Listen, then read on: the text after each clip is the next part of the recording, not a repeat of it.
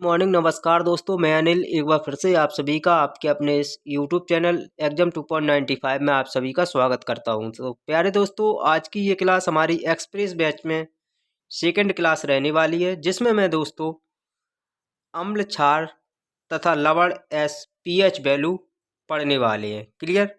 ये क्लास दोस्तों NCERT base very important question की रहने वाली है। दोस्तों इस क्लास को बिल्कुल भी स्किप ना करें। यदि चैनल पर पहली बार आए हो और आपने अभी तक इस चैनल को सब्सक्राइब नहीं किया है तो इसी तरह की वीडियो देखने के लिए सबसे पहले अपने चैनल को सब्सक्राइब कर और आपके जितने भी फ्रेंड हैं उन सभी के पास इस क्लास को शेयर कर दें। तो प्यारे दोस्तों, आज की ये क्लास बहुत ही इंपॉर्टेंट रहने वाली है। इस क्लास को बिल्कुल भी स्किप ना करें। दोस्तों रेलवे का कोई सा भी एग्ज़ाम हो, हर एग्ज़ाम के लिए ये क्लास बहुत ही बेनिफिशियल रहने वाली है। मोस्टली ये क्लास दोस्तों हमारे आने वाले रेलवे एनटीपीसी 2024-25 में एग्ज़ाम है, उन सभी को ध्यान में रखते हुए ये मैंने एक्सप्रेस बैच स्टार्ट किया है। तो दोस्तों इस क्लास को बिल्कुल भी स्किप ना करें, शुरू से अंत तक बने रहें इस क्लास में। और दोस्तों चैनल पर नए हो तो सबसे पहले अपने चैनल को सब्सक्राइब कर लें। चलिए फ्रेंड, आज की ये क्लास को वन बाई वन एक एक क्वेश्चन वन बाई वन देखते हैं। चलिए दोस्तों स्टार्ट करते हैं। तो प्यारे दोस्तों, हमारा फर्स्ट क्वेश्चन है अम्ल, जिसे हम अम्ल को कहते हैं एसिड। क्या बोलते हैं? एसिड। आखिर अम्ल क्या होता है, आइए देखते हैं। अम्ल यानी कि हमारी इसकी डेफिनेशन है वे यौगिक पदार्थ जो स्वाद में खट्टे होते हैं एवं जिनका जलीय बिल घोल नीले लिटमस को लाल कर देता है, अम्ल कहलाते हैं। क्लियर। अम्ल किसे कहते हैं? वे यौगिक पदार्थ जो स्वाद में खट्टे होते हैं एवं जिनका जलीय घोल नीले लिटमस को लाल कर देता है, उसे हम अम्ल कहते हैं। और दोस्तों वो जो लाल लिटमस को नीला कर देता है उसे हम क्या कहते हैं? उसे हम क्षार कहते हैं। क्लियर। आगे दिया है जैसे कि हम और नेक्स्ट हमारा पॉइंट है दोस्तों, नेक्स्ट पॉइंट है हमारा 1884 में स्वान्ते आरेनियस ने अम्ल को परिभाषित करते हुए कहा कि अम्ल वह पदार्थ है जो जल के साथ मिश्रित होने के उपरांत हाइड्रोजन आयन H+ आयन प्रदान करती है। क्लियर। नेक्स्ट पॉइंट है हमारा अम्ल का pH मान 7 से कम होता है। कितना होता है दोस्तों? अम्ल का pH मान 7 से कम होता है। क्लियर। नेक्स्ट हेडिंग है अम्ल के प्रमुख गुण। अब अम्ल के प्रमुख गुण जैसे कि दिया है, अम्ल स्वाद में खट्टे होते हैं। क्लियर। नेक्स्ट पॉइंट है नीले लिटमस पत्र के वर्ण को लाल कर देते हैं और कुछ धातुओं के साथ अभिकृत होकर हाइड्रोजन प्रदान करते हैं। नेक्स्ट पॉइंट है कार्बोनेटों के साथ अभिक्रिया करके कार्बन हाइड्रोक्साइड प्रदान करते हैं। नेक्स्ट पॉइंट है अम्लों का सर्वोपरि गुणधर्म यह माना जाता है कि वे क्षारकों यानी कि भस्मों को उदासीन कर सकते हैं। क्लियर। दोस्तों ये क्लास रेलवे का कोई सा भी एग्जाम हो, सभी एग्जाम के लिए बेनिफिशियल रहेगी। हमारे आरआरबी आरपीएफ के भी एग्जाम स्टार्ट होने को हैं, उन सभी को भी ध्यान में रखते हुए ये क्लास लाई गई है। तो इस क्लास को बिल्कुल भी स्किप ना करें। जो स्टूडेंट, जो भी मेरा फ्रेंड यदि आरपीएफ की तैयारी कर रहा है तो उन सभी के पास भी इस क्लास को शेयर कर दें। नेक्स्ट पॉइंट है, आगे चलते हैं।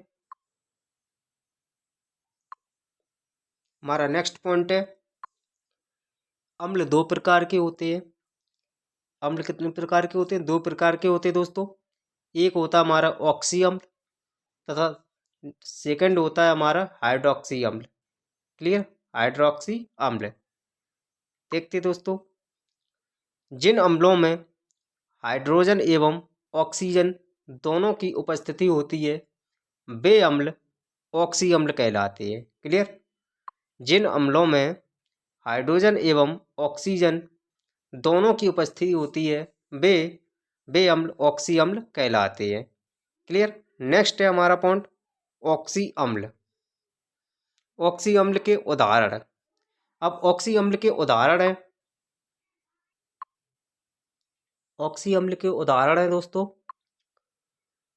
हमारा फर्स्ट उदाहरण है नाइट्रस अम्ल। नाइट्रस अम्ल का यदि फॉर्मूला होता है दोस्तों कोष्टक में HNO2 कॉमा और होता है सल्फ्यूरिक अम्ल। सल्फ्यूरिक अम्ल का होता है H2SO4 कॉमा नाइट्रिक अम्ल HNO3 तथा फास्फोरिक अम्ल जिसे हम H3PO4 कहते हैं। क्लियर। इसका फॉर्मूला क्या होता है H3PO4 होता है। क्लियर। नेक्स्ट हमारा है पॉइंट वैसे अम्ल जिनमें हाइड्रोजन उपस्थित रहता है लेकिन ऑक्सीजन अनुपस्थित रहता होता है वे हाइड्रोक्सी अम्ल कहलाते हैं। क्लियर। कौन से हाइड्रोक्सी अम्ल कहलाते हैं दोस्तों? वे अम्ल जिनमें हाइड्रोजन उपस्थित रहता है लेकिन ऑक्सीजन अनुपस्थित होता है वे हाइड्रोक्सी अम्ल कहलाते हैं। क्लियर। नेक्स्ट पॉइंट है हाइड्रोक्सी अम्ल के उदाहरण। हाइड्रोक्सी अम्ल के उदाहरण क्या होते हैं आइए देखते हैं। हाइड्रोक्सी अम्ल के उदाहरण होते हैं HCl हाइड्रोडिक अम्ल, हाइड्रोब्रोमिक अम्ल और होता है हाइड्रोसायनिक अम्ल इत्यादि। क्लियर। ये होते हैं कुछ हाइड्रोक्सी अम्ल के उदाहरण। नेक्स्ट हमारा पॉइंट है क्षारक जिसे हम बोलते हैं बेस। क्षारक किसे कहते हैं? क्षारक वह पदार्थ है जो जल में मिश्रित करने के फलस्वरूप हाइड्रोक्सिल आयन OH प्रदान करते हैं, वो क्षारक कहलाते हैं। क्लियर। क्या है दोस्तों? वह पदार्थ जो जल में मिश्रित करने के फलस्वरूप हाइड्रोक्सिल आयन प्रदान करते हैं उन्हें हम क्षारक कहलाते हैं। क्लियर। नेक्स्ट पॉइंट है दोस्तों क्षार धातुओं के समान आचरण करने वाले वैसे यौगिक हैं जो अम्लों से अभिक्रिया करके लवण एवं जल बनाते हैं। क्लियर। नेक्स्ट पॉइंट आगे चलते साथियों। अब हमारी दोस्तों नेक्स्ट हेडिंग है अम्लों से संबंधित प्रमुख तथ्य। क्या है? अम्लों से संबंधित प्रमुख तथ्य। हमारे इस तरफ अम्ल होंगे, ये हमारे प्राकृतिक उनके स्रोत, उसके बाद औद्योगिक निर्माण की विधि व उनका उपयोग, ये सब पढ़ने वाले हैं इस हेडिंग में। तो सबसे पहले हमारा अम्ल रहने वाला है दोस्तों सल्फ्यूरिक अम्ल। अगर हम दोस्तों इसकी प्राकृतिक स्रोत की बात करें तो इसका क्या होता है? प्राकृतिक स्रोत होता है हरा कशीस होता है। क्लियर। नेक्स्ट हमारा है इसकी अगर हम औद्योगिक निर्माण की विधि की बात करें तो इसका औद्योगिक निर्माण की विधि किसमें होती है? शीश कक्ष व संपर्क विधि। क्लियर। अगर हम दोस्तों इसके उपयोग की बात की जाए तो इसका उपयोग कहाँ किया जाता है? तो इसका उपयोग दोस्तों पेट्रोलियम के शोधन व विस्फोटक बनाने में होता है। क्लियर। नेक्स्ट है हमारा नाइट्रिक अम्ल। नाइट्रिक अम्ल का प्राकृतिक स्रोत होता है दोस्तों फिटकरी व सोडा। अगर हम दोस्तों औद्योगिक निर्माण विधि की अगर बात करें तो इसका दोस्तों साल्टपीटर व बर्कलैंड आर्क प्रक्रम द्वारा होता है। क्लियर। अगर हम दोस्तों इसके उपयोग की बात की जाए तो इसका उपयोग दोस्तों नाइट्रिक अम्ल फिटकरी व सोडा का उपयोग दोस्तों होता है औषधियाँ उर्वरक फोटोग्राफी व विस्फोटक पदार्थ बनाने में किया जाता है। क्लियर। नेक्स्ट हमारा पॉइंट है दोस्तों नेक्स्ट हमारा अम्ल है एसिटिक अम्ल। एसिटिक अम्ल का उपयोग दोस्तों होता है एसिटिक अम्ल का प्राकृतिक स्रोत होता है फलों के रसों में व सुगंधित तेलों में होता है। क्लियर। अगर दोस्तों इसकी निर्माण विधि की बात करें तो एसिटिक अम्ल का निर्माण होता है दोस्तों एस्टिलीन से व सिरका बनाने में होता है। और दोस्तों इसका उपयोग कहाँ किया जाता है? तो इसका दोस्तों उपयोग की बात करें तो विलायक के रूप में एसीटोन बनाने तथा खट्टे पदार्थ बनाने में किया जाता है। क्लियर। नेक्स्ट हमारा पॉइंट है दोस्तों ऑक्जेलिक अम्ल। ऑक्जेलिक अम्ल का प्राकृतिक स्रोत होता है दोस्तों सारेल का वृक्ष, और इसका दोस्तों निर्माण विधि औद्योगिक तो इसका होता है सोडियम फार्मेंट से। क्लियर। और इसका दोस्तों उपयोग किया जाता है फोटोग्राफी में, कपड़ों की छपाई में, चमड़े की व्यंजक के रूप में किया जाता है। क्लियर। नेक्स्ट हमारा पॉइंट है दोस्तों बेंजोइक अम्ल। बेंजोइक अम्ल का दोस्तों प्राकृतिक स्रोत होता है दोस्तों घास मूत्र से। किससे होता है दोस्तों? घास मूत्र से होता है। और इसका दोस्तों औद्योगिक निर्माण विधि बेंजोइक क्लोराइड से होता है, और इसका प्रयोग दोस्तों किया जाता है दवा व खाद्य पदार्थों में की संरक्षक के रूप में किया जाता है बेंजोइक अम्ल का। क्लियर। नेक्स्ट पॉइंट है दोस्तों साइट्रिक अम्ल। नेक्स्ट हमारा है साइट्रिक अम्ल। साइट्रिक अम्ल का प्राकृतिक स्रोत होता है दोस्तों खट्टे फलों से प्राप्त होता है साइट्रिक अम्ल। और दोस्तों इसका निर्माण की बात करें तो कच्ची शर्करा के किण्वन से होता है। और अगर दोस्तों बात करें तो इसका उपयोग धातुओं को साफ करने में, खाद्य पदार्थों व दवाओं के बनाने में तथा कपड़ा उद्योग में किया जाता है। क्लियर। किसका? साइट्रिक अम्ल का। नेक्स्ट पॉइंट है दोस्तों, और दोस्तों ये साइट्रिक अम्ल का प्रयोग कहाँ किया जाता है? कपड़ा उद्योगों में और जीवाणुनाशक के रूप में, फलों को संरक्षित व रबड़ की स्कंद में, चमड़ा व्यवसाय में आदि में साइट्रिक अम्ल का प्रयोग किया जाता है। नेक्स्ट पॉइंट है दोस्तों, नेक्स्ट हमारा अम्ल है फार्मिक अम्ल। फार्मिक अम्ल की अगर हम दोस्तों बात करें तो ये दोस्तों इसका प्राकृतिक स्रोत होता है लाल चींटियों में। फार्मिक अम्ल किस में पाया जाता है? लाल चींटियों में पाया जाता है। बर्रे व बिच्छू में भी फार्मिक अम्ल पाया जाता है। क्लियर। इसका भी काम दोस्तों सेम होता है। नेक्स्ट आगे चलते हैं, आगे नेक्स्ट पॉइंट की ओर। नेक्स्ट दोस्तों हमारी हेडिंग है क्षारक के प्रमुख गुण। क्षारक के प्रमुख गुण, तो सबसे पहला फर्स्ट पॉइंट है दोस्तों क्षारक कैसे होते? क्षारक दोस्तों स्वाद में कड़वे होते हैं। कैसे होते हैं? कड़वे होते हैं। नेक्स्ट पॉइंट है छूने पर चिपचिपे फिसलने वाली प्रकृति के एवं लाल लिटमस पत्र को नीला कर देते हैं। क्लियर। कौन कर देते? क्षार। नेक्स्ट पॉइंट है क्षारक का सर्वोपरि गुणधर्म यह माना गया है कि वे अम्लों को उदासीन कर देते हैं। क्लियर। नेक्स्ट पॉइंट है अम्लों से प्रतिक्रिया करके लवण तथा जल बनाते हैं। नेक्स्ट पॉइंट है तेल और गंधक को अपने में घुला लेने की भी क्षमता होती है। किसमें? क्षारक में। नेक्स्ट पॉइंट है दोस्तों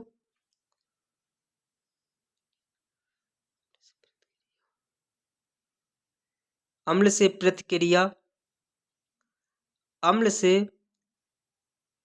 प्रतिक्रिया करके लवण तथा जल बनाते हैं। नेक्स्ट है तेल और गंधक को अपने आप में घुलाने की क्षमता होती है। ये हो चुका है। नेक्स्ट पॉइंट है दोस्तों क्षारक कार्बनिक पदार्थों को नष्ट भी कर देते हैं। नेक्स्ट हमारा है हेडिंग लवण, जिसे हम बोलते हैं साल्ट। अगर हम दोस्तों लवण की बात करें दोस्तों तो अम्लीय अणु से हाइड्रोजन के पूर्णता अथवा अशांत स्थानांतरण के द्वारा लवण का निर्माण होता है। क्लियर। नेक्स्ट पॉइंट है दोस्तों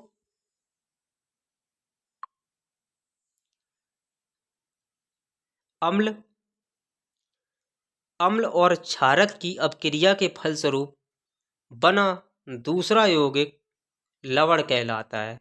क्लियर। लवण किसे कहते हैं अगर पूछा जाए तो दोस्तों, तो अम्ल और क्षारक की अपक्रिया के फलस्वरूप बना दूसरा यौगिक लवण कहलाता है। नेक्स्ट अब हमारी हेडिंग रहने वाली है दोस्तों लवणों के प्रकार। अब देखते हैं दोस्तों लवणों के प्रकार क्या होते हैं। तो सबसे पहले हमारी हेडिंग है सामान्य लवण। सामान्य लवण जिसे हम बोलते हैं कॉमन साल्ट। अगर हम दोस्तों इसकी बात करें तो ये इसकी डेफिनेशन है, सामान्य लवण का निर्माण किसी अम्लीय अणु से हाइड्रोजन परमाणु के पूर्णतः स्थानांतरण द्वारा होता है।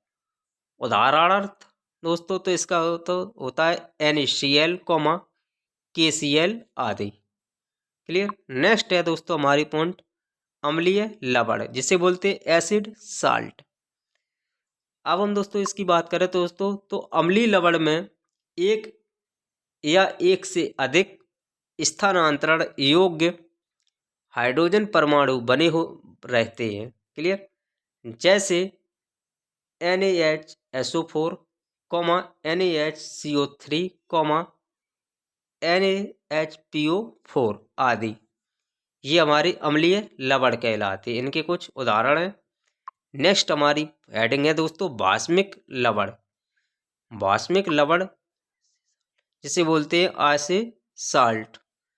तो ये क्या होता है दोस्तों, जो लवण हाइड्रोक्साइड समूह को अपने साथ रखता है उसे हम बाष्मिक लवण कहते हैं। क्लियर। जैसे दोस्तों इसका फॉर्मूला है Mg कोष्टक OH कोष्टक क्लोज Cl कोष्टक Mg कोष्टक में OH2 MgCO3 आदि। क्लियर। नेक्स्ट हमारा लवण है क्षारीय लवण जिसे हम बोलते हैं बेसिस साल्ट। अगर हम दोस्तों बात करें यह एक सामान्य लवण है और इसका निर्माण कमजोर अम्ल व प्रबल भस्म के माध्यम से होता है। उदाहरण इसका है Na2BO4O7। क्लियर। नेक्स्ट है Na2CO2O4 आदि। दोस्तों ये थे कुछ लवण के प्रकार। आगे चलते हैं। साथियों यदि वीडियो पसंद आ रही हो तो अपने चैनल को सब्सक्राइब करना बिल्कुल ना भूलें और चैनल पर नए हो तो सबसे पहले अपने चैनल को सब्सक्राइब करके सभी फ्रेंडों के पास इस क्लास को शेयर कर दें। साथियों ये क्लास हमारी सभी एग्जामों के लिए बेनिफिशियल रहने वाली है। क्लास 9th से लेकर 12th तक के स्टूडेंटों के लिए भी ये क्लास बहुत ही बेनिफिशियल रहने वाली है। ये क्लास दोस्तों NCERT बेस है, बहुत ही मोस्ट इम्पोर्टेंट क्लास है। आगे चलती है। नेक्स्ट पॉइंट है दोस्तों द्विक लवण जिसे बोलते हैं डबल सॉल्ट। अगर हम इसकी बात करें दोस्तों यह दो सामान्य लवणों से बना होता है तथा जल में घुलकर दो प्रकार के धातुई आयन निर्गत करता है। जैसे दोस्तों पोटास एलम जिसका सूत्र होता है दोस्तों K2SO4 Al2 कोष्टक में SO4 3 24 H2O ये होता है दोस्तों फिटकरी का जिसे या फिर पोटास कहते हैं। ठीक है। नेक्स्ट है मुहर लवण का। इसका फॉर्मूला है FeSO4 NH4 42 SO4 6H2O आदि। क्लियर। ये था इसका फॉर्मूला। नेक्स्ट हमारा पॉइंट है जटिल लवण। जटिल लवण जिसे बोलते हैं कॉम्प्लेक्स साल्ट।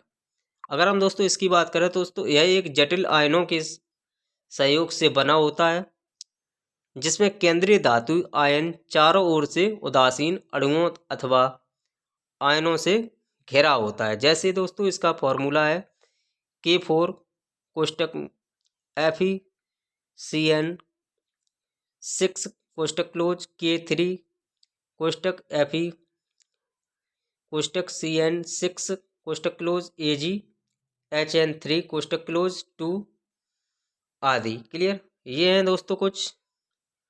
तो दोस्तों ये थे कुछ लवण के प्रकार। अब चलते हैं आगे। अब हम आगे सीखते हैं pH मान जिसे हम pH वैल्यू बोलते हैं। क्लियर। तो सबसे पहले दोस्तों अगर हम इसकी बात करें इसका पूरा नाम क्या होता है। इसका पूरा नाम दोस्तों होता है, इसका पूरा नाम पोटेंशियल ऑफ हाइड्रोजन होता है। किसका? pH वैल्यू का। किस? क्लियर।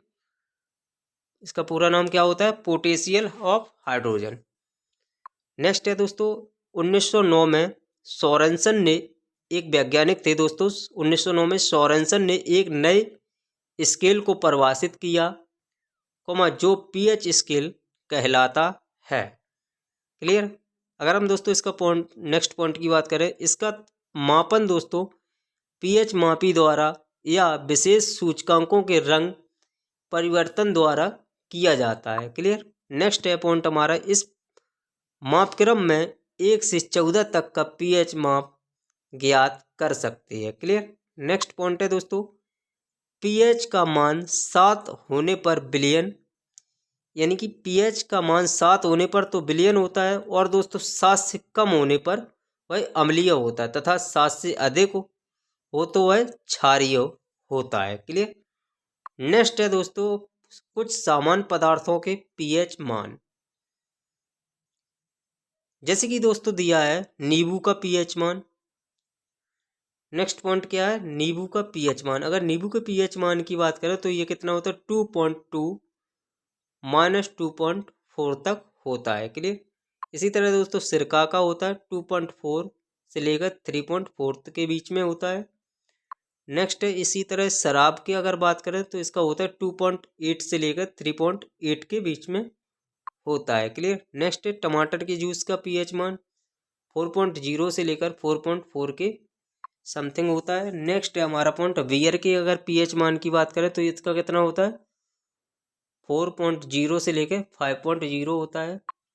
नेक्स्ट है कॉफ़ी का पीएच मान, ये होता है दोस्तों 4.5 से 5.5 तक होता है। नेक्स्ट है मानव मूत्र का पीएच मान की बात करें तो 5.5 से लेकर 7.5 तक होता है। नेक्स्ट है मानव लार का पीएच मान 6.5 से लेकर 7.5 तक होता है। नेक्स्ट है मानव रक्त का 7.3 से लेकर 7.5 तक होता है। नेक्स्ट पॉइंट है दोस्तों दूध का अगर पीएच मान की बात करें तो दोस्तों इसका कितना होता है, 6.4 होता है। क्लियर। आगे चलते पर नेक्स्ट, तो दोस्तों ये थी कुछ आज की ये क्लास दोस्तों, जिसमें मैंने आप सभी को अम्ल, क्षार तथा लवण कंप्लीट कराए।